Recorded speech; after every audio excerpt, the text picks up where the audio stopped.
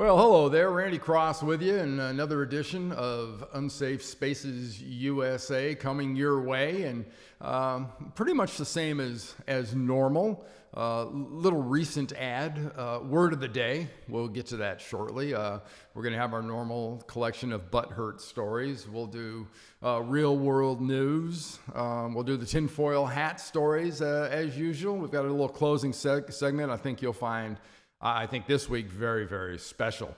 We also have a guest this week, and the guest is going to be Adam Zucker of CBS Sports. And Adam is the host of the SEC on CBS. You see that on Saturday afternoons every week during college football season. He's also on Tuesday nights the host of Inside College Football, the show that I'm on with Aaron Taylor and Brian Jones and Rick Neuheisel. That's been on for quite some time. So we look forward to talking to Adam.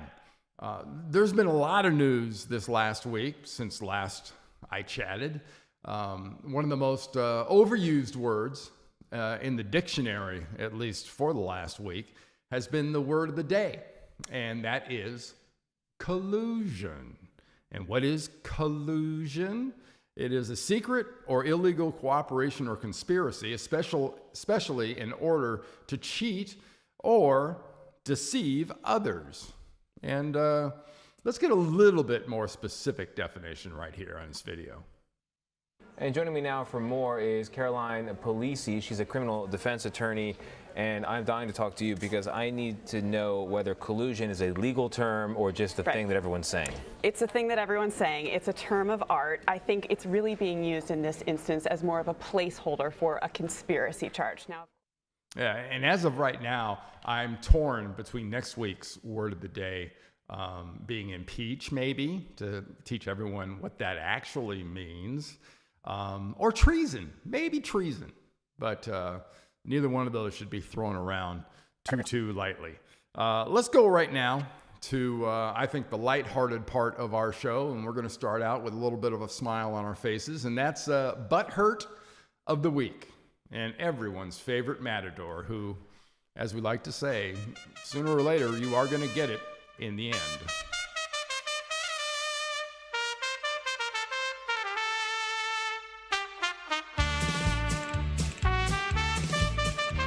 All right, first story coming your way. There's several things that is sort of cause and effect, things that happen.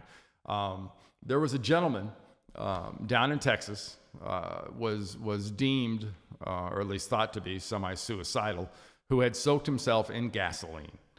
Well, in case you notice, when you have your little Bic lighter, what makes everything work when it comes to that is you flick it, and there's a spark. Well, when you get a spark, and it hits something flammable, it is going to light on fire. And, well, he got tased. That's not a good look, not a good thing, and was definitely not a good thing for this guy, and ruined his day, the police's day, but made a hell of a headline down there in the Dallas-Fort Worth area. That's being butthurt. I'm sorry, no matter how you look at it. Our number 2 butthurt story of the week is brought to you not in the Marvel universe, but a little bit of the DC comic effect, and that is a story about a cosplayer in Australia who was dressed up as Batman. Yeah, that's natural. You know, it's probably a Batman. There's a Bane. There's a Joker. There's a Riddler and all that. But people get a little testy around these strange-looking Bat guys. He wasn't armed, but the police shot him anyway, and he was unarmed. Sad story, ends well, didn't die, but the reason I chose this one for the butthurt of the week is there's a lot of reasons to be afraid of a guy in a Batman costume. I thought I'd bring you just another example of a reason to be afraid of these guys. Miranda.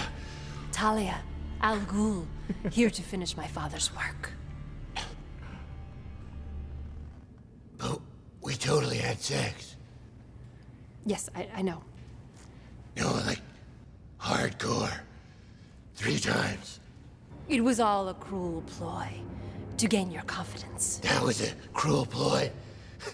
Sign me up for another. It was great. Are you done? I hadn't showered that day, and I fight crime in a rubber suit. Really seals in the flavor. Oh, dude, Jesus. Mike. I'm with him.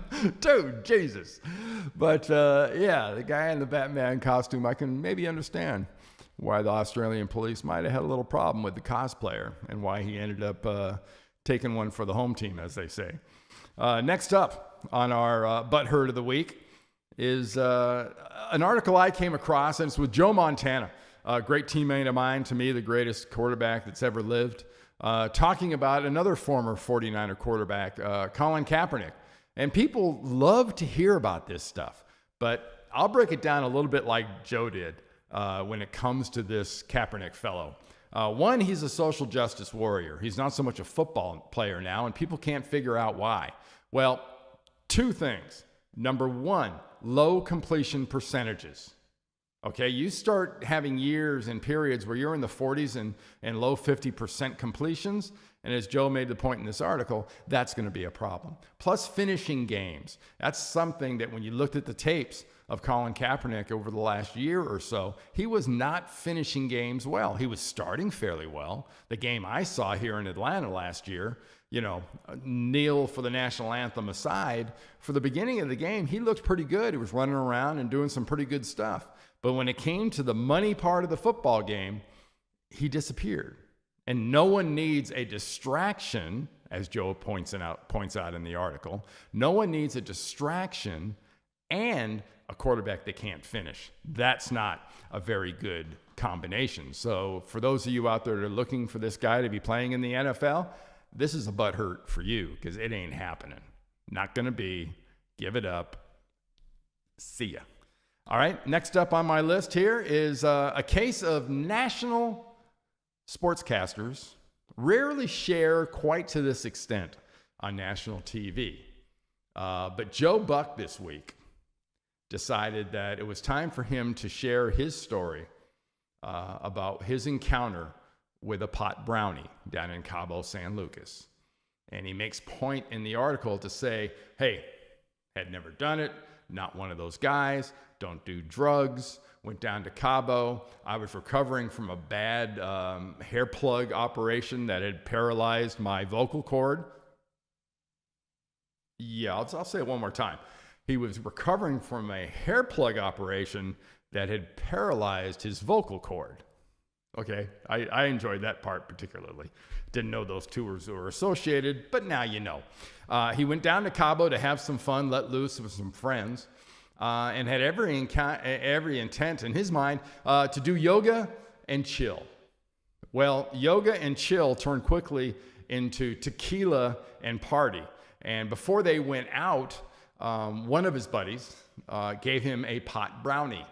Now, anybody that's ever had edible type cannabis, it has a varying effect on people. Well, he ate a whole brownie. And about 45 minutes later or so, he said he wasn't feeling the effects. So he ate another half on the way to the bar. And by the time they got to the bar, Joe Buck was feeling extremely, let's say, small. He was like this big. He was shrinking in his seat. He had to finally get his friends and looked at him and says, you got to take me home. And I mean, take me home now. The only thing that makes this story a little bit unusual is it was being basically recounted on national television during the Home Run Derby or leading up into the Home Run Derby. But so that was the fun part. So I guess in this case, he might have been butthurt, but he never ever felt it thanks to those pot brownies. Joe, way to go. A little oversharing, but way to go. Number 5 and last one on our list of butthurt of the week is going to go to, I think, a little unusual case. You know, we have our Matador at the beginning of butthurt of the week. The Matador now has a partner in crime, or a partner in butthurtery, or a partner in pain. A gentleman from Chicago decided to go to Pamplona and run with the bulls. Says, I tried to jump, but he hit me in the butt. according to the American, gored. He was flipped into the air, landed in the ground. It was not a pretty scene. This happens all the time. And what you don't realize is they do this for a few days, every day. So there's no shortage of dummies in white outfits with red scarves running in front of bulls. Yes, red scarves, good idea. Right about now, he might have been replanning exactly why it was, and he's holding up a picture on his phone there that shows him lying in the middle of the street, about to get some serious medical attention after he was gored in the butt. That kind of brings the old dating game line, Bob Eubanks. That would be in the butt, Bob. But in this case, Pamplona, running with the bulls.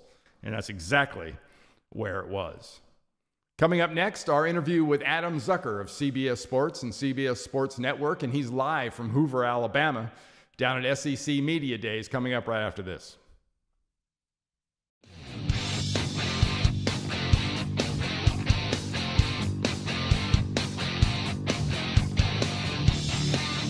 All right, joining me right now from CBS Sports, Adam Zucker, host of the SEC on CBS, and on Tuesday nights, Inside College Football with Neuheisel, Jones, Taylor, and this guy named Randy Cross.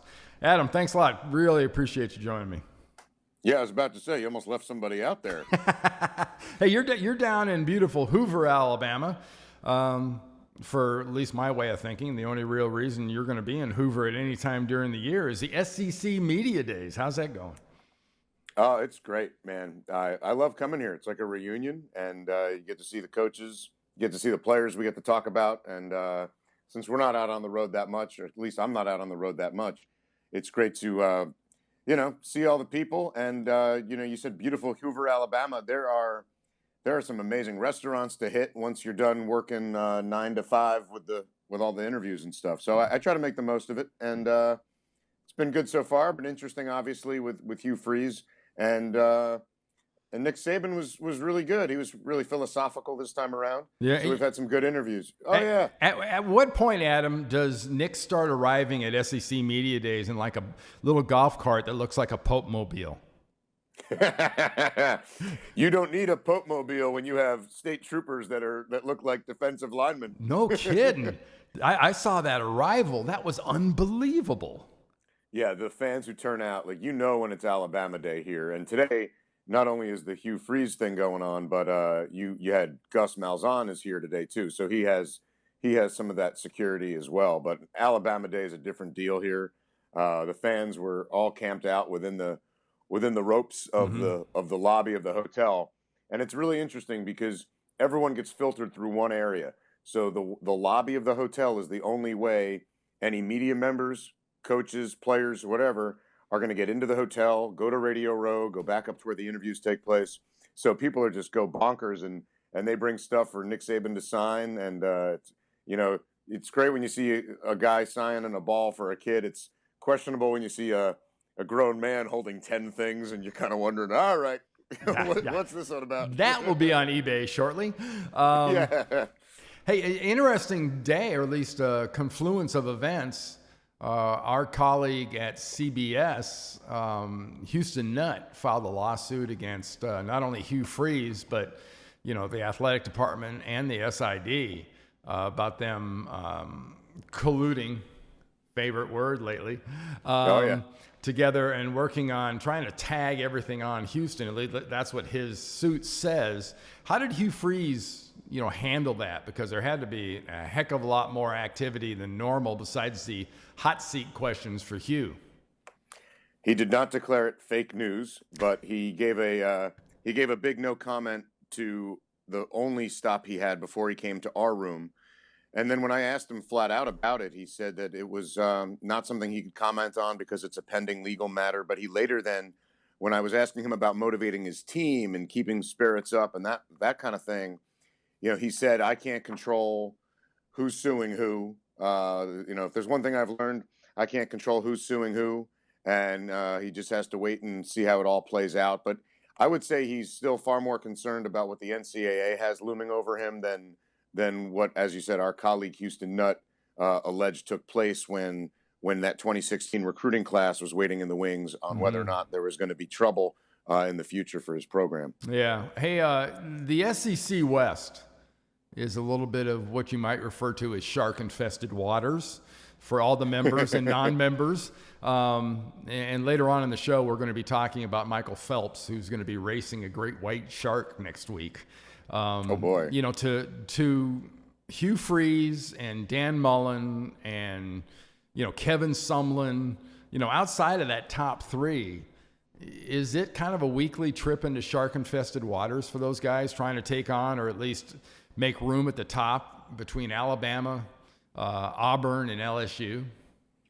Has to be, because half the programs in the SEC West are focused on a national championship, and the others, like, you know, Ole Miss and Mississippi State, they were in contention for it, but annual expectations are not national title aspirations. But, you know, Hugh Freeze had those 2 monster wins over Alabama, and then, you know, they had trouble later in the season. They've had those questionable losses against Arkansas, and then they lose the Egg Bowl, and, you know, we're normally showing the Iron Bowl, but I think what could really burn Hugh Freeze is if they get pounded in the Egg Bowl again versus anything with the NCAA, because it really feels like the school is behind Hugh Freeze all the way.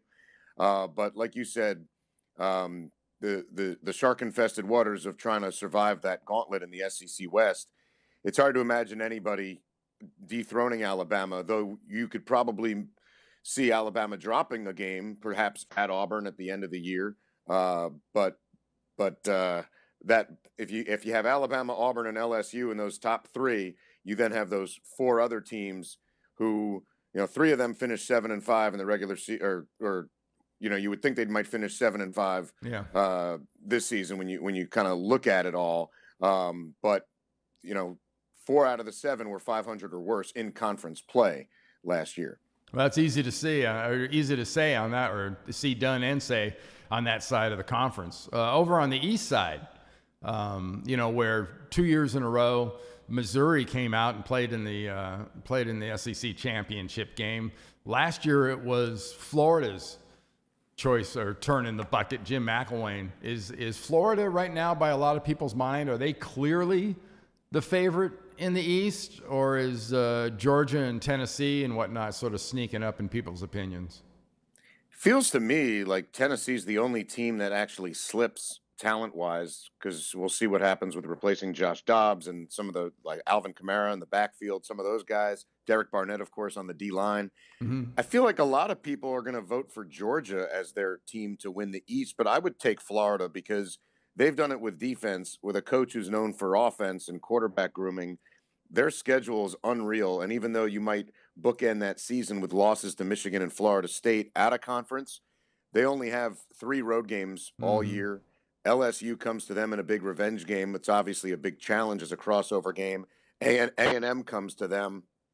But with the quarterback play due to be improved, I think they're going to have a better balanced offense, even if their defense slips a little bit. So I would probably take Florida to win the East again, and maybe I don't know that they'll have a better chance against Alabama when we get to Atlanta and all. Yeah. But I would go with the Gators again. Yeah, I like the way you're thinking. I think with Malik Zaire getting a chance at Florida and seeing what McElwain's done with other quarterbacks in the past, I just got to think that he can customize that offense in such a way, because, you know, that's a group they're back to being adequate at offensive line, if not in some spots pretty good.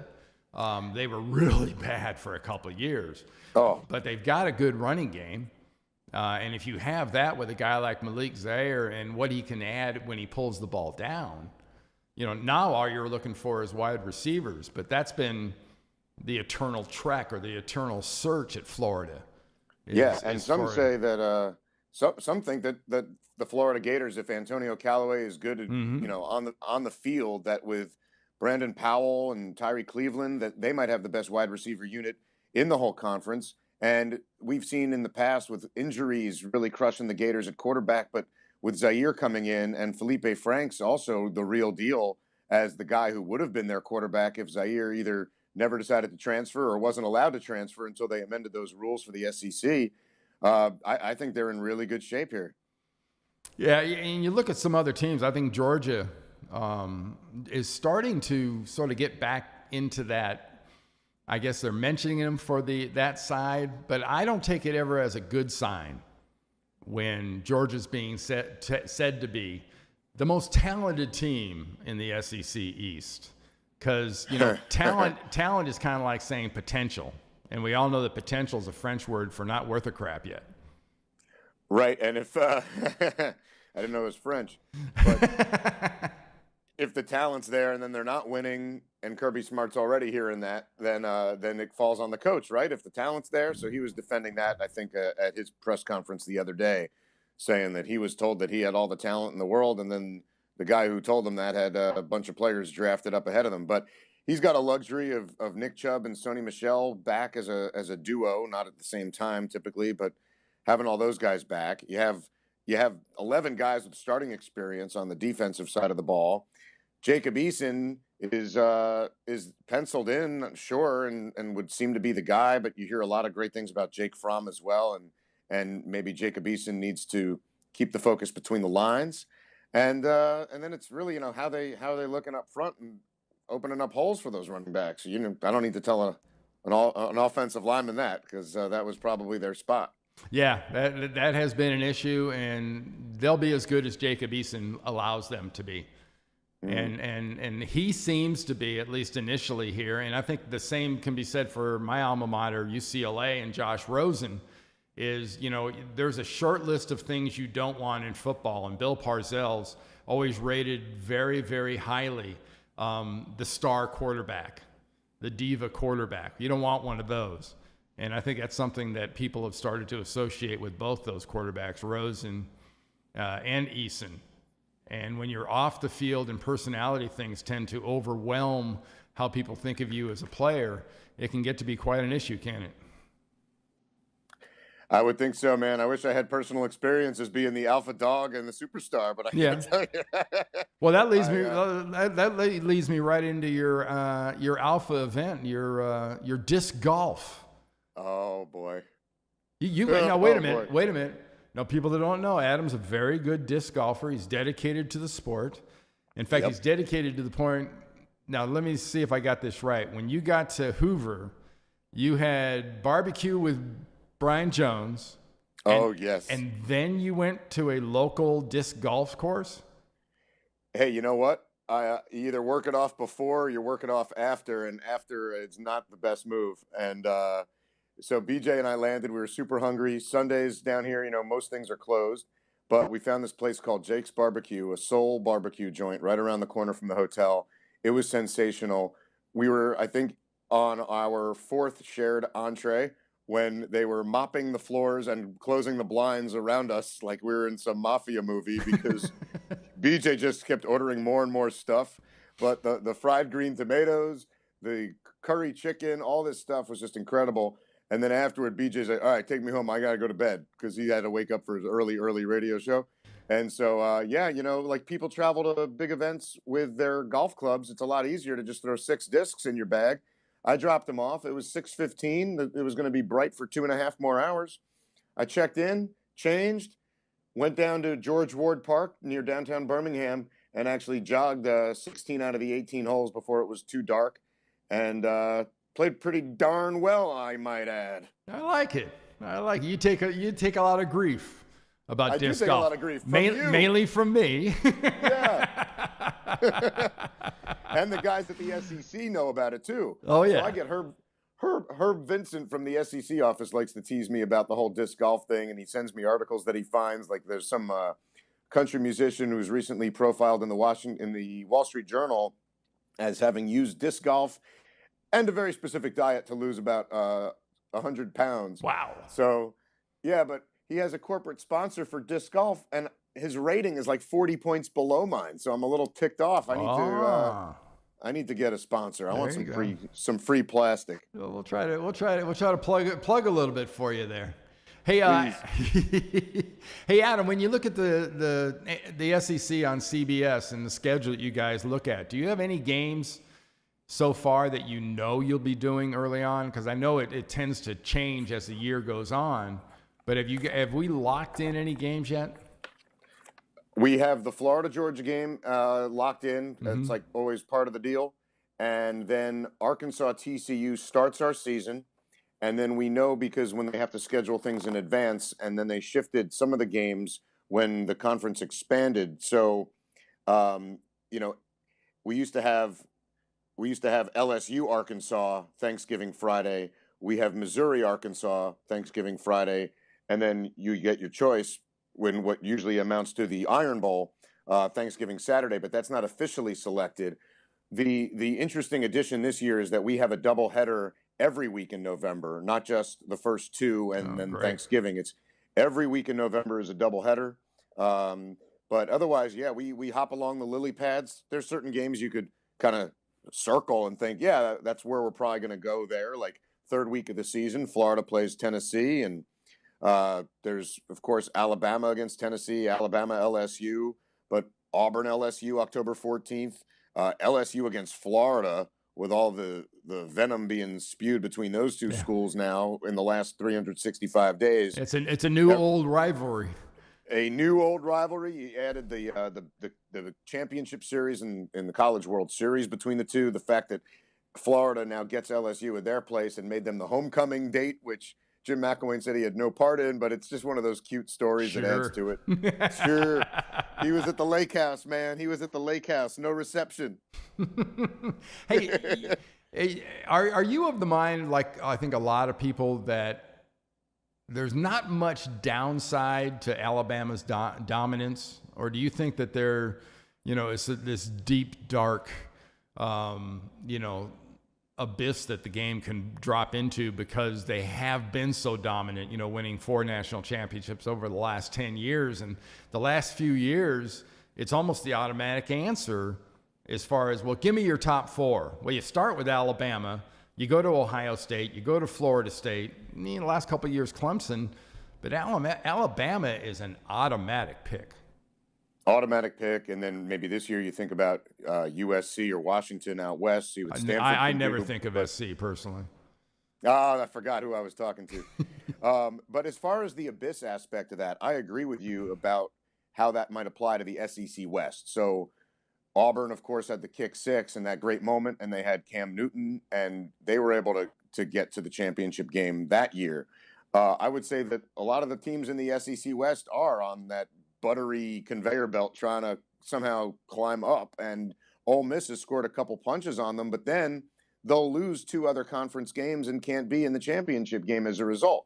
And then in the East representative has not been a national title contender when they meet Alabama. So if Florida can get there or Georgia can get there with a great resume and maybe just the 1 loss or be undefeated because they're not going to face Alabama in the regular season, then the East just has to, you're that one team in the East that has to get that one-time win over Alabama. And we've seen Florida start well the last couple of years. They've they've usually drawn first blood, but it's just having to beat Alabama once. So Clemson, look at Clemson. That's what they did. Just a month. It was a month later. They had that loss. They should have lost twice. They should have lost to Pitt and NC State, and they did what they had to do. They were a great team, but they only had to beat Alabama that one time, and they had the guy to do it, Deshaun Watson, and now I don't think there is a Deshaun Watson out there. I don't think JT Barrett is that guy or Jarrett Stidham is that guy. Hey, last question for you, Adam, and it's I start my schedule on CBS Sports Network with South Florida at San Jose State on August 26th on that night. Is this going to be the year? I know I was reading Phil Steele's great magazine / epic that he puts out every year.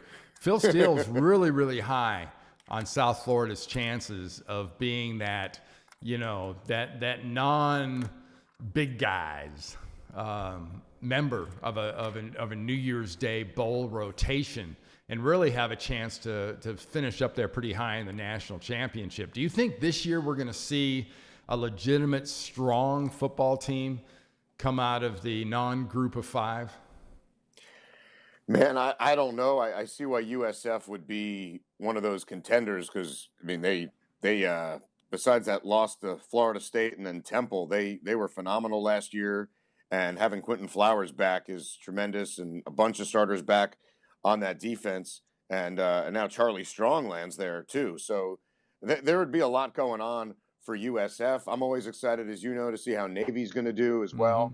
But I do wonder if there might be a little more separation between Power Five and the rest as we get into this year. We'll see. But USF, man, I mean, you go through their schedule, you could see how they end up being a 12-1 team. But kind of like what we saw Houston go through, you got to be so darn perfect and dominant if you're even going to get a sniff, right? Yeah, exactly. It's hard to see, and you got to wish them the best of luck. But cracking that power, I mean, somebody's going to be a rep. Somebody's going to have a good enough record. But they're always looked at kind of as I think back to the year of the Sugar Bowl when I went into the College Football Hall of Fame. Connecticut was playing Oklahoma. That's not a matchup. That's a designated victim. UConn, hell of a basketball team. Football, not so much. At least not in that matchup. So that was a big surprise to me too, man. And we'll see what Boise or San Diego State do out west. Yeah. All right. Hey, Adam, thank you so much for joining me.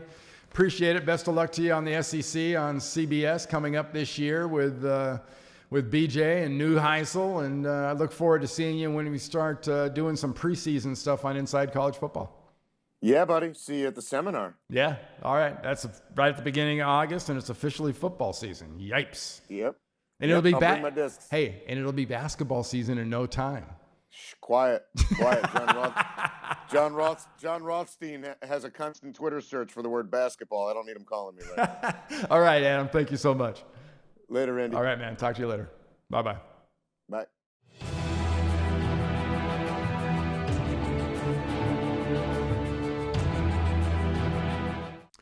All right. Thank you, Adam. Really appreciate you joining us. And again, Adam Zucker from CBS Sports. Look for him on Saturdays in the SEC on CBS and Tuesday nights on Inside College Football with Rick Neuheisel, Brian Jones, Aaron Taylor, and moi. We do that every Tuesday night during college football season. There's a news story out there. You ever travel? Everyone travels. You go to the Far East, you go to Europe, you go to South America, even you go to Mexico. Invariably, for me, you miss home. So you order a hamburger, and those hamburgers never really taste quite the same. You know what I mean? I came across a story that might explain that as to why those hamburgers don't taste quite the same. They did a little test on some 100% beef. And you know what they found in that 100% beef? Horse microchips. Yes, microchips. Coming soon to you and me out there. They're going to want to microchip all of us. But pets and other domesticated style animals are now featuring microchips. They get into this meat and they find microchips. Yeah, a microchip. What, are you kidding me? Unbelievable story. So now you know. Horse meat. Horse meat. No thank you. In your beef. Keep your eyes out. And when it tastes a little funny, there's a reason it tastes a little funny. Kind of like those street carts when you go to the Far East. There's a pretty good chance that's not chicken or beef you're eating. Know what I mean? All right, next story up there. There's a steakhouse in the New York area, probably the best steakhouse, called Peter Luger's. And there's a lot of great tastes associated and great other, restaurants associated with Peter Luger's. But one thing not associated with Peter Luger's is something, man, you love to throw down and eat, and that's a good, big, greasy Good Burger. Welcome to Good Burger, home of the Good Burger. Can I take your order? Well, at this Peter Luger's, a woman was arrested and charged with I guess that's got to be some form of assault, because she decided to throw down or chow down on another diner's arm. Yeah, not hand, not steak, arm. And not kind of bite. We're talking try to eat. This is Walking Dead kind of stuff. This is zombies. This is all kinds of that. And you come across stories like this, but at a Peter Luger, like you don't have a better option? Those are unbelievable steaks. I've eaten there. People that have eaten there will tell you that place has got some great meat. And I'm not talking walking around on 2 feet. I'm talking about the kind they serve at the tables. Next story up here, I believe is sort of a crazy one, and I'll believe it when I see it. And you've seen it advertised. It's happening next week on the Discovery Channel. And it's Michael Phelps, who's won a gazillion gold medals swimming, the best swimmer in the world, is supposedly going to race a great white shark. And people are pumped. They're excited. I'm excited. I mean, wouldn't you want to see this matchup between Michael Phelps and a shark? Now, when we show you this promo video, pay attention. Michael Phelps is wearing this big rubber, like tail fin type thing. That's cheating. I'll tell you. If he's going to swim like you do in the Olympics. That's cheating. If you want to make this equal and fair, and if he's going to wear a fin there, I think we put blood in the water. Give the sharks a little motivation. I can't wait to see how they pull this one off, or if they pull this one off. It's got people pumped. It's got people excited. And here's the video to tell you why. One trained to be the best since the day he was born. The other has been perfected by evolution. The great white shark meets the greatest of all time. Phelps versus shark. The battle for ocean supremacy starts. How great is that? I mean, that might not be like the most anticipated event in sports/TV promo history. But if it doesn't go right, it'd definitely be one of the more rewatched episodes ever on television. Who wouldn't want to watch Michael get eaten? I'm sorry. Did I say 8? But keep an eye out for that. Like I said, that's next week. And that should be quite the preview. But if he's going to, or quite the event. But if he's going to do it, like I said, he's going to use that fin, I think we give the shark a little incentive and give him a little blood in the water. What do you think? Last story in our real world news is something came across this morning. Forbes magazine publishes a yearly list, 1 through 50, of the top professional franchises in the world. Okay, you think of all the soccer franchises in the world, you think of basketball, baseball, NFL, who are the most valuable? And the actual worth of these franchises has gone through the roof in the last 5 years or so. And there's no one on the planet more valuable than the Dallas Cowboys. Here's the top 10. And you see there's quite a few non-football in that list of the top 10 franchises in the world. In fact, in the top 4, only one, the Dallas Cowboys, is an NFL team. Well, NFL makes up 30 of the 50 top franchises in the world. But the most impressive thing about this is the numbers. Dallas is now worth $4.2 billion, with a B, billion dollars. Jerry Jones, just keep laughing all the way to the bank when people make fun of you for how much you spent on your stadium, how much you spent on your facility, all that, because you're laughing all the way with your billions to the bank. Unbelievable. I love this story. It's great for the NFL. It's great for sports. And it gives you a little picture into the world of sports that now is no longer a mom and pop operation. It's now a billionaire's business, or a billionaire corporation's business. Now let's go to the one and only and the most responded to part of this show. I don't know if that's a good thing or a bad thing, but it's responded to. The tinfoil hat section.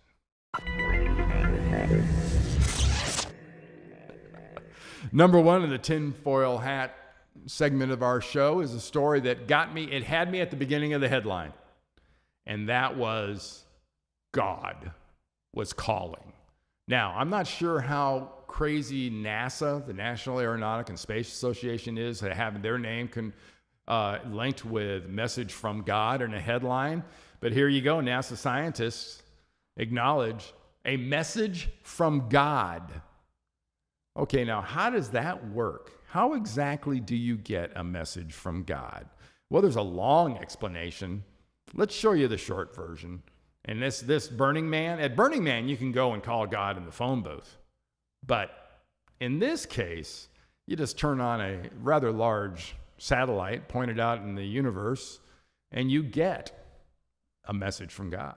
The message can be translated as either I am Yahweh, universal creator, or my name is Yahweh, creator of the universe.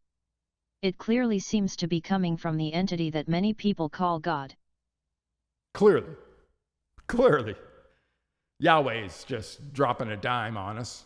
Want to check in, make sure we're all right, make sure we're ready for him coming back. You know, those kinds of things. Don't you love this?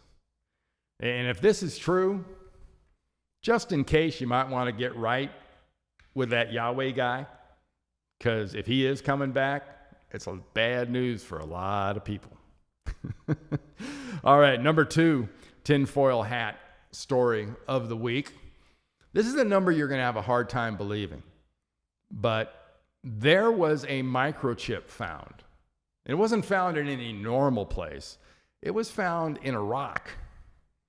And it wasn't found in any really just your run-of-the-mill place. It was found in Russia. And it wasn't found by just a normal... Well, go ahead. Let's listen to the video. They'll explain where it was found and what it looked like. And this next object is no less fascinating or controversial. Dated as being a mere 50 million years younger than our prints deep within the mine, another artifact thankfully exposed to the world. The stone, with a mysterious apparent chip embedded within its form, was discovered accidentally by local fisherman Viktor Morozov in Labinsk, a town in Krasnodar Krai. Actually, I'm thinking of sending this or forwarding this and having my producer Andrew send this to CNN, because it was in Russia. It was a microchip. It's supposedly 250 million years old. And that's creepy. What are you looking at? But anyway, 250 million year old microchip. They happen to be found in a rock by a fisherman in Russia. And again, more evidence of collusion with the Russian government, even in the tinfoil hat stories. Man, unbelievable. Last, but certainly not least, is, there's urban legends out there, innumerable it seems at times, but one urban legend out there that's always been talked about is the fact that Elvis Presley didn't die. He just kind of unplugged from society. Well, there was a homeless gentleman in San Diego found recently, and, well, I'll let the story explain itself here in the video. A homeless man said to be around 80 years old was found deceased under a tree in San Diego, California. Nobody exactly knew the man's identity, but friends and people that frequent the area referred to him as Jesse.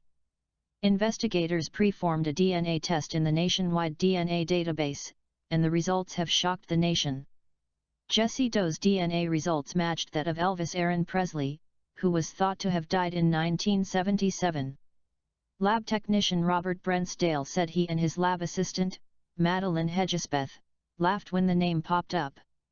"We thought somebody, somewhere, somehow in the system pulled the greatest and most elaborate prank on us ever. We both laughed with hysteria for about an hour." Brentsdale and Hedgesbeth then went to their superior with laughter, as if he were the one behind this prank. They were told to simmer down and stay quiet, that this was no laughing matter. From there, the results went up the ladder to the FBI and CIA. Now, weeks later, FBI spokesperson Philip Hunter has revealed that the deceased man's body was actually the body of Elvis Presley, who had been in the Witness Protection Program since 1977. Mystery solved. The FBI has released this statement. Mr. Presley was placed in the program under a voluntary basis, but he was not a witness to any crime. There you go. Upon meeting President Nixon, the two became great friends, and Mr. Presley wanted out of his life. He wanted to be an unknown, so President Nixon made this possible. So Elvis Presley dies as a homeless man in San Diego on the streets. Hey, is it true? Who knows? Is it crazy? Most would agree. But it is our best so far tinfoil hat story. All right. Thank you very much for watching our tinfoil hat segment. Hey, I wanted to bring you something different in the feel-good story side of this show, and that's a story more of a do-good. And I came across this yesterday, and if you're familiar, there was a story in the news about a refueling jet that crashed, and when it crashed, there were several Marines that were killed.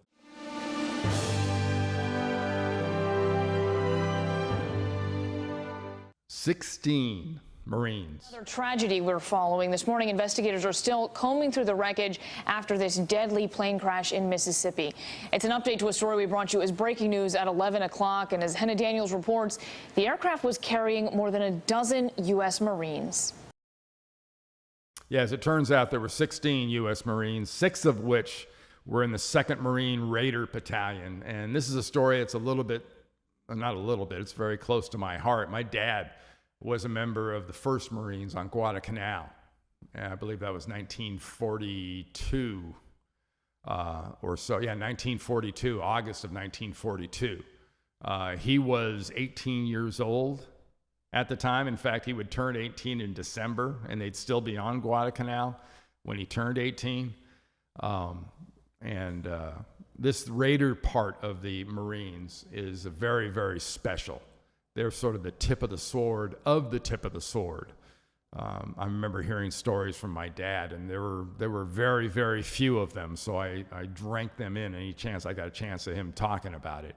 He had a BAR, which was a Browning automatic rifle, and it very much was a bad piece of machinery.